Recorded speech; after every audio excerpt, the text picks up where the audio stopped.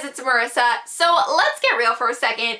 What do you do when you're on your period and you have no pads or tampons with you?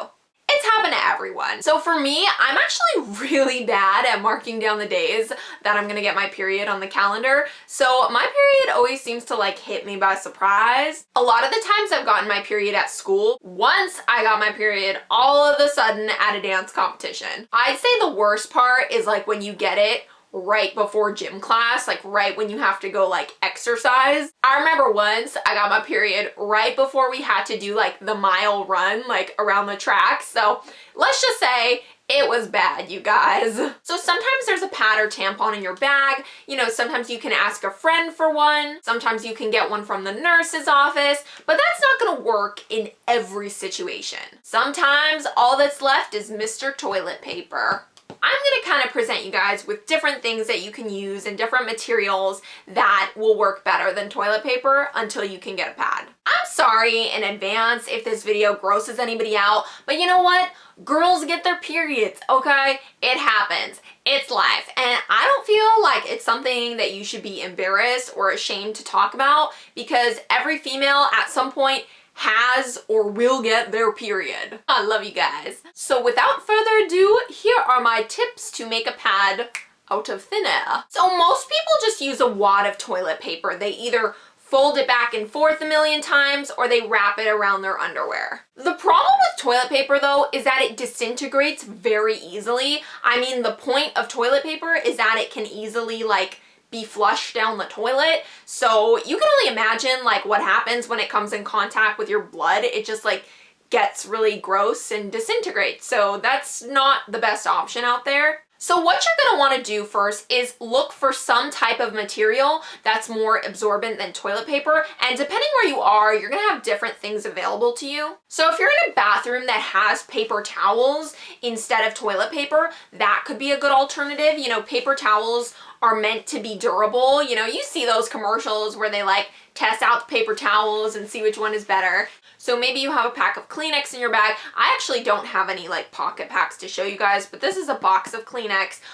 But if you do have a little pocket pack, just like take out all 10 of them and use that. Trust me, you won't regret it. Maybe there's like a cheap washcloth nearby. Nowadays, I actually see a lot of bathrooms that do have washcloths.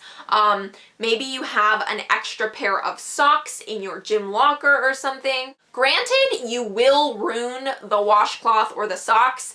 That's guaranteed, but desperate times call for desperate measures. I personally have never done this, but if you're like really desperate, you could even take off a sock that you're wearing and use it, if it's, you know, clean. I actually have a friend who told me one time that she was at a fancy wedding and got her period, and so she actually took one of like the fancy cloth dinner napkins that they had at the dinner table and folded it up and actually used that. If there's like a first aid kit around, try looking for these cotton gauze because they're pretty durable actually.